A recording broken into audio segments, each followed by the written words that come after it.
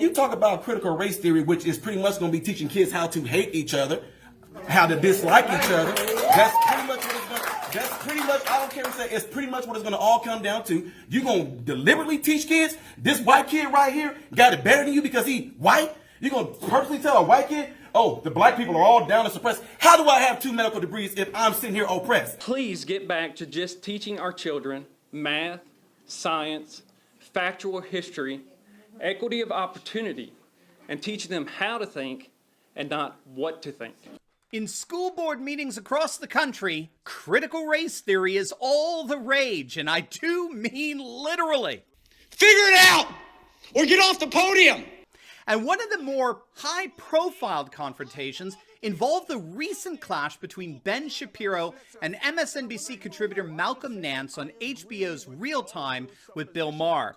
After the debate, both right-wing and left-wing sites declared their side the hands-down winner of this epic throwdown. So who's right? Well, that's what we are going to decide. I've taught logic, argumentation, and debate, and I'm going to react to this bout between Shapiro and Nance to help you think better and argue better. And stick with me to the very end of this video, where I'll reveal the real winner of the night. So let's dive right in. Let's get back into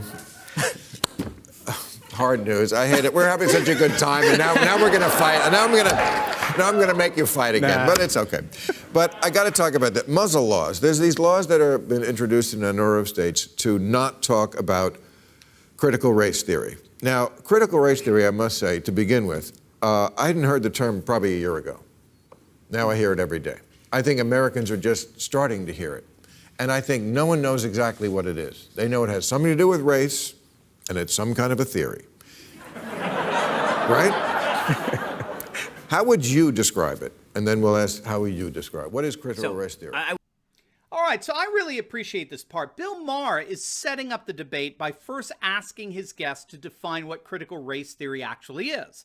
And this is very important because we can't have a learned debate without defining our terms. This enables us to avoid what's called equivocation, where two people may use the same term, but they're using it in two very different ways with different meanings, and they only end up arguing past each other. And so Maher wants to know precisely what the term critical race theory means to each of his guests.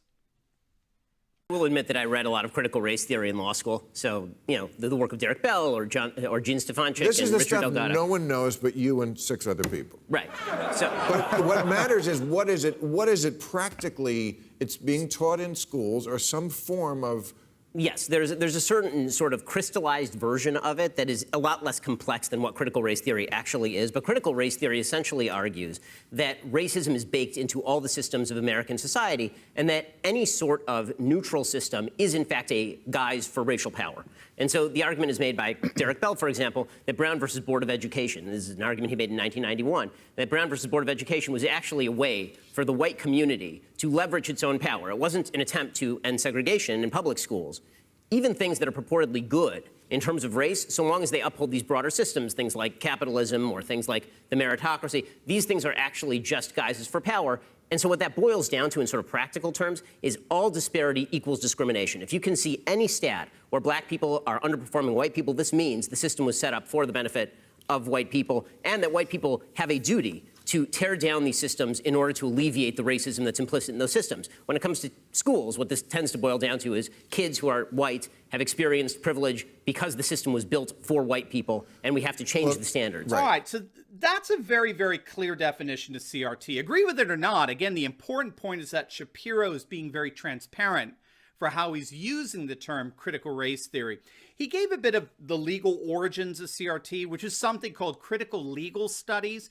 Critical legal studies is a radical legal theory that argues that all law, all legal codes are means of racial domination. All law codes are social strategies by which one racial group that has all the power in society solidifies its power by keeping minority ethnic groups powerless. And he said that you can boil that down practically, so we're moving from theory to practice here in Shapiro's definition. You could boil that down practically with the notion that all disparities equal discrimination. All disparities, anywhere whites are outperforming blacks, any disparity in society is the result of a system that was set up precisely for the benefit of whites. And white people have a duty to tear down these systems in order to alleviate the social and racial injustice. That, in effect, is what critical race theory is, according to Ben Shapiro. Very good, very thorough definition. So let's see what Malcom Nance has for his definition of CRT. Now, okay, well, so Malcolm, you tell me your definition. Oh, I agree with everything he just said. Oh, great. And I appreciate you being honest in defining of what it's like to be Black American, right? That is, I mean, we're talking about a system. That's unfair. Well, no, I'm just saying I agree with all of those suppositions because they are grounded in truth. All right, so we can already see that this debate is starting to get a bit unhinged. It was interesting. Rather than just give his own definition, Malcom Nance said he agreed with everything that Ben Shapiro just said. Now, that's going to be important as we go on in this debate. You're going to want to file that away. But then you'll notice Nance did something very interesting here. Notice he said to Shapiro, "I appreciate you being honest." Now, what's the implication of that? Well, the implication is that Ben Shapiro has a propensity or reason to be dishonest. Otherwise, why would you appreciate his honesty? As if Shapiro was admitting something he would otherwise not want to admit. Now, keep that in mind because that too is going to come up again later in this exchange. But as such, what Nance is doing here is a subtle form of what's called poisoning the well, which a person does to prime the audience with adverse information about the debate opponent from the start in an attempt to discount the credibility of their opponent's claim. In other words, Nance is subtly trying to make Shapiro look bad so as to make him less persuasive. But you'll also notice, too, something else that Nance did. Very interesting. Nance changed Shapiro's definition of critical race theory. Nance changed that definition into a description of what it's like to be Black in America. So he changed Shapiro's definition into a description. Now, those two things, the definition of a theory and the description of what social conditions are actually like, are obviously not the same thing. So ironically, Nance is falling into the very equivocation that definitions are supposed to avoid. So let's see where Nance goes from here. Look, and the funny thing is, it's not just African Americans, right? It's also the Scalp Act of 1749, where for $300 modern dollars, you had to cut off the head or the hair of an Indian to prove that you've got them out of the way so they could settle. That's a little bit of American history that people should know about. The Chinese Exclusion Acts of the 1840s. These are things we don't talk about. It's not true that people don't talk about these things. We all did learn about... You don't want them talked about? No, that's not true either. You want to cancel them? No, Malcolm, I'm sorry, you're lying. That's lying. That's just not it is lying. By this point, the debate is actually falling apart. And this is the problem with equivocation, which Shapiro tried to avoid with his very clear definition. You'll notice that Nance has strayed far away from actually engaging with Shapiro's original definition, and instead he's pivoted to accusation. He accuses Shapiro of not wanting to actually talk about the more racial elements of American history. Now, in fairness, he is drawing from Maher's original mention of so-called muzzle laws, but ironically, those laws are bans on a theory, not history. Again, the two are very different, and you want to keep that in mind as we go along here. But in accusing Shapiro of wanting to hide history, Nance is engaged in another fallacy called ad hominem, which involves attacking the person making the argument rather than the argument itself. And you'll notice, too, that Nance is now revealing why he was so appreciative of Shapiro being honest at the beginning, because, as it now turns out, according to Nance, Ben Shapiro actually wants to silence us from talking about these overtly racial events in our history. Now, again, while Nance is stepping in all kinds of fallacies, we can see the rhetorical strategy he's employing here. By accusing Shapiro of trying to silence talk about these events in our history, he's putting Shapiro on the defensive and establishing himself as occupying the moral high ground. So Shapiro, of course, responds in kind, accusing Nance of being a liar. And while that makes for some great smackdown, unfortunately has little to do with actual argument. Let's see if Shapiro can get us back on track. I've personally talked about many of the things that you just mentioned. I define critical race theory by citing the actual authors of critical race theory, and you seem to be a pretty good beneficiary of the meritocracy because you have merit, Malcolm. So if you're going to criticize the meritocracy as an outgrowth of white supremacy, then you're going to have to tear down the system that you've succeeded in because you have merit, or do not have merit. So this is interesting. What Shapiro is doing here is he's accusing Nance of what's actually called a performative inconsistency. It's also known as a performative contradiction. This is when you have a breakdown between the action one is performing and the content of that act. So, for example, if I were to say, I cannot express myself with words, what's wrong with that? Well, I'm using words, that's my action, in order to deny that I can express myself with words. That's the content of my action. I'm actually affirming what I'm purporting to deny. It's like saying I can't speak a word of English, okay? My actions and the content of my actions clash. And that's what Shapiro is accusing Nance of here. Nance is sitting in that television studio in front of millions of people precisely because he's the beneficiary of the very meritocracy that proponents of CRT want to dismantle.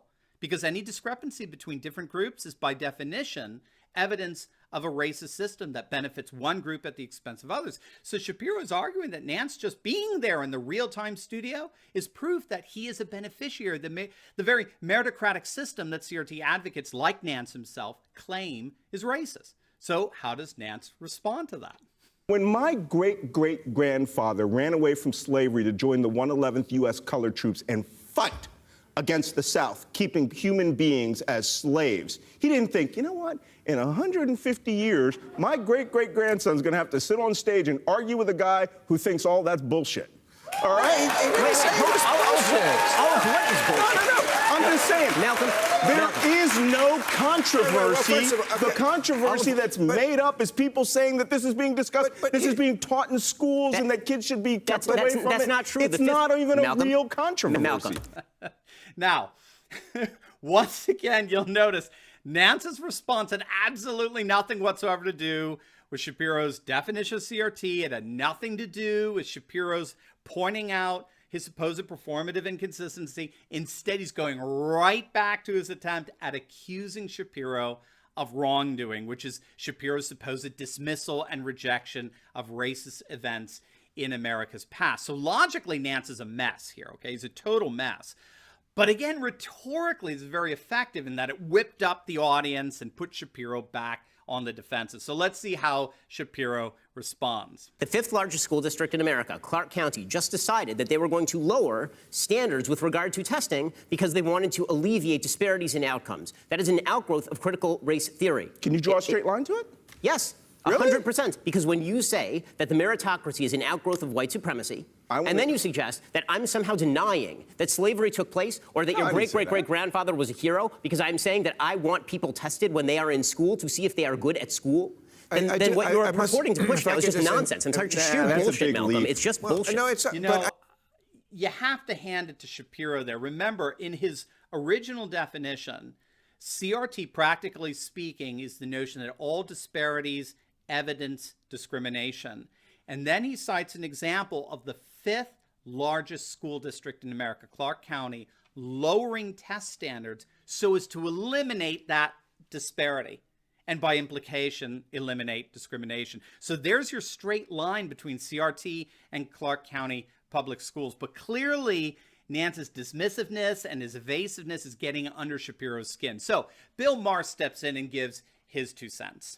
Because if critical race theory means making children in school fixate on race, I'm not for that. If it's about collective guilt, I didn't do anything to your great-great-great-grandfather. I don't want to be responsible for that. If it's about, a toxicity of just from being born white, if it's about dividing everybody into oppressor and oppressed and oppressor, I'm not for that. So there are things that are being taught and are going around that I'm not for, that if that was critical race theory, I wouldn't be for. I agree with you, and I don't think that's critical race theory. But it's being, okay. No, I think again, what's happened here The no true is Scotsman that fallacy I is think very that what's happened here. I don't know if you discern what Shapiro said over all of that, or under all that. He said, your no true Scotsman fallacy is getting very tiring here.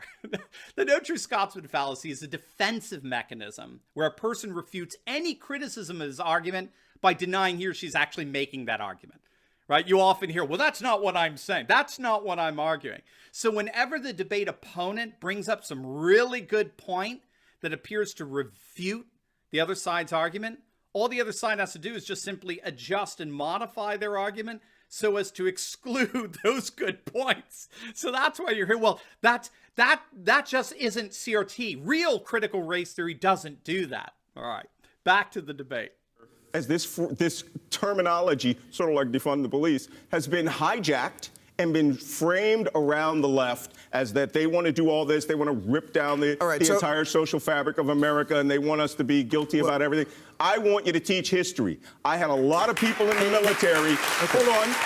I had a lot of people in the military, senior officers who had to make life and death decisions who were total morons about the cultures and institutions and countries we were going into, and people died because So I have of a that. question. I don't need that here. If we agree that history should be taught, why are you defending critical race theory, which is not history? Did I not just say a moment ago that I think that term has been hijacked and that's not what we're talking about? Okay, so let's say critical race theory. I'm going to go back and repeat that I didn't say that. Okay. Ouch. Point scored. That was good. Shapiro got him on that one for sure. If you are really concerned about history, then why are you defending a theory? It's not critical race history that we're debating. It's critical race theory. Again, they're not the same. And unfortunately for Nance, throughout this entire debate, he has been equivocating between the two. He's been equivocating between history and theory, and Shapiro called him out on it. So what does Nance say in response?